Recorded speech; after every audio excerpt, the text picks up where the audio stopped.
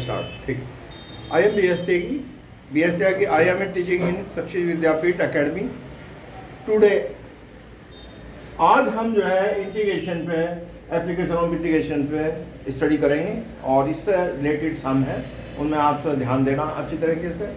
और आप हमारे इन वीडियो को कमेंट कर सकते हो, शेयर कर सकते हो और डिस्कस कर सकते हो। कोई भी प्रॉब्लम हो इंस्टीट्यूट में भी आ सकते हो, कोई भी प्रॉब्लम हो आपको एनी आप कॉल करके आ सकते हैं, है ना।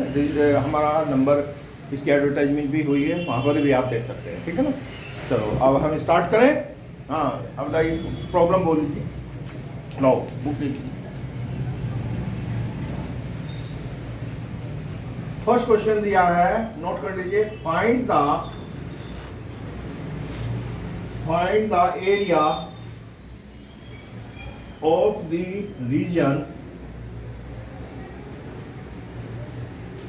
bounded by the ellipse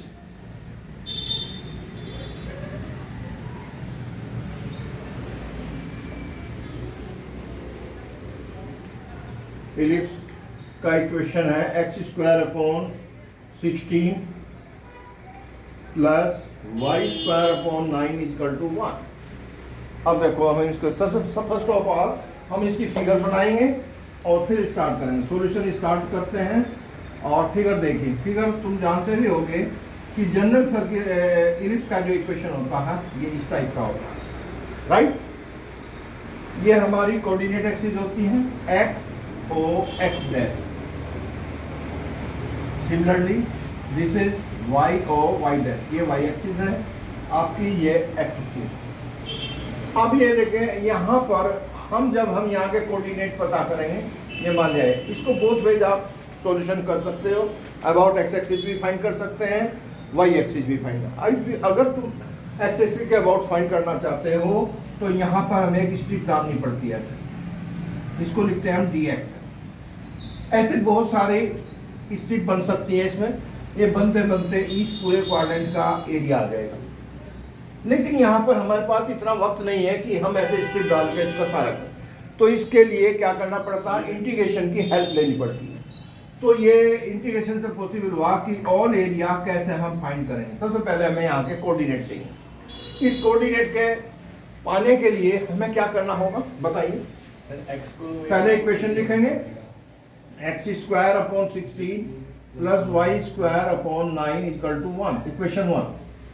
अब हम एक्स एक्सिस का पॉइंट निकालना चाहते हैं तो एक्स एक्सिस पर किसकी वैल्यू 0 होती है, वाई की। Very good. अब यहाँ हम जानते हैं ऑन एक्स एक्सिस, ये बेसिक है कोऑर्डिनेट का। On x axis the value of y equal to 0। ये तुम्हें पता होना चाहिए तभी आगे बढ़ोगे। अब इसके बाद हम y जहां भी है उसकी जगह हम क्या पुट कर देंगे, 0। अब ये आ गया आपका, अब यहां लिखेंगे putting the value of y in equation 1। Equation 1 में हम वैल्यू रखने जा रहे हैं, वी गेट। तो रखिए, ये कितना हो जाएगा, एक्स स्क्वायर अपॉन 16 प्लस 0 का स्क्वायर मीन्स 0। अब ये तो खत्म हो जाएगा, क्या बचा है यहाँ पर, x square upon 16 equal to 1। तो therefore x square equal to cross multiply करा तो एक्स स्क्वायर इक्वल टू 16 आ गया, बोलो। और therefore x equal to plus minus 4। तो इसमें हम माइनस तो लेंगे नहीं, क्योंकि एक्स एक्सिस में पॉजिटिव क्वाड्रेंट में लाई करता है, तो हम लेंगे एक्स की वैल्यू पॉजिटिव और एक्स की जो वैल्यू दूसरी है ये नॉट इक्वल, ये नहीं लेनी है हमें, -4। इसको जो है क्या कर देंगे, रिजेक्ट कर देंगे, इसको जो है छोड़ देंगे। ये पॉइंट जो है रिजेक्ट हो गया, ठीक है। ठीक है, अगर मान जाए इन केस लेना ही है तो इधर ले सकते हो, ठीक है ना। तो हमारा कोऑर्डिनेट आ गया केवल +4 और यहाँ पर कोऑर्डिनेट मिल गया हमें 4,0। अब हम आगे बढ़ेंगे, लिमिट के लिए चले। एरिया के लिए, एरिया का कैसा फॉर्मूला पड़ेगा, एरिया होगा टोटल एरिया। एरिया का मतलब है ये होल एरिया फाइंड कर रहे हैं इसका, इलिप्स का। तो वो कैसा आएगा, अब इसमें कितने सेक्शन है, इसमें आपके 4 सेक्शन है, 1 2 3 4, तो हम 4 से मल्टीप्लाई कर देंगे। लिमिट कहाँ से कहाँ तक होगी, लिमिट बोलो। 4 से 0, वेरी गुड। 0 से 4, हाँ 0 से 4, हाँ 0 से 4, देखो क्यों आई 0 से 4 0 0 होंगे। ओ क्या है हमारा, ये होता है ओरिजिन, ओरिजिन से हम इधर जा रहे हैं, तो 0 से 4 लिमिट होगी y dx। अब ये रब कर दूं, ठीक।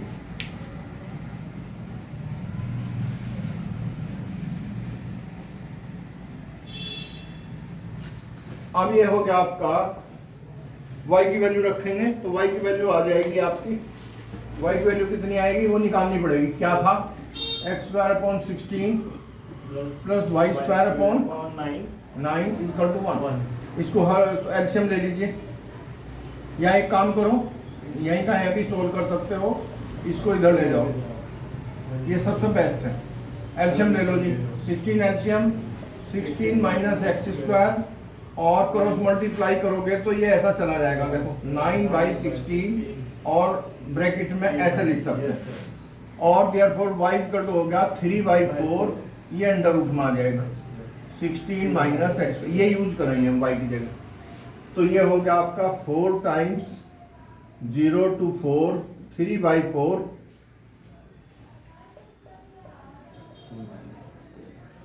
अब ये जो कांस्टेंट है, कांस्टेंट को कभी अंदर मत रखना, बहुत से विद्यार्थी कांस्टेंट को भी साथ लेकर चलते हैं वेरिएबल के साथ में, तो बड़ी प्रॉब्लम आती है, सोल्व ही नहीं होता।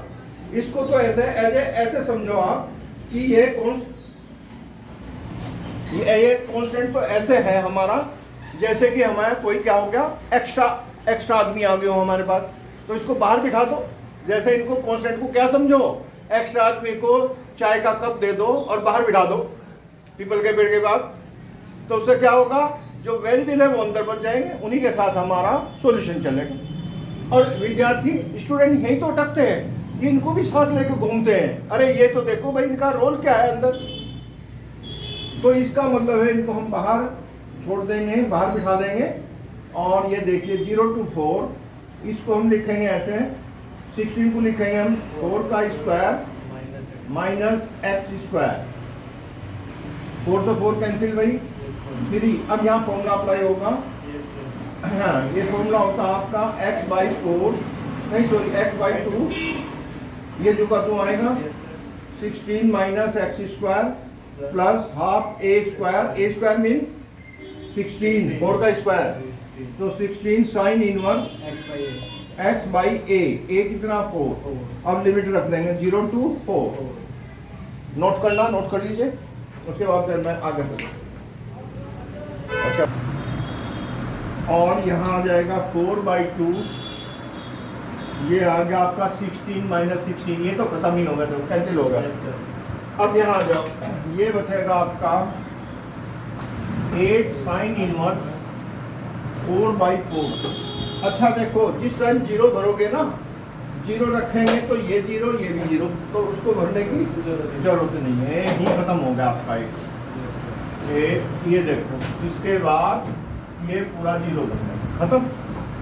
अब इसे सोल्व करना, बस तुम्हें ये आ गया आपका 3, यहाँ क्या बच गया 1, 8 साइन इनवर्स 1, साइन इनवर्स 1 की वैल्यू रख देंगे। 1 की वैल्यू क्या होती है,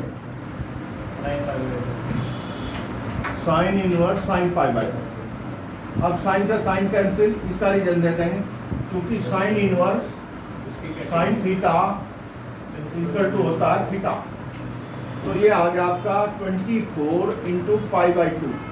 अब 2 से ये कट गया, 12π आंसर आ गया भाई, 12π, देखो आंसर 12π स्क्वायर यूनिट, ऐसे लिखते हैं।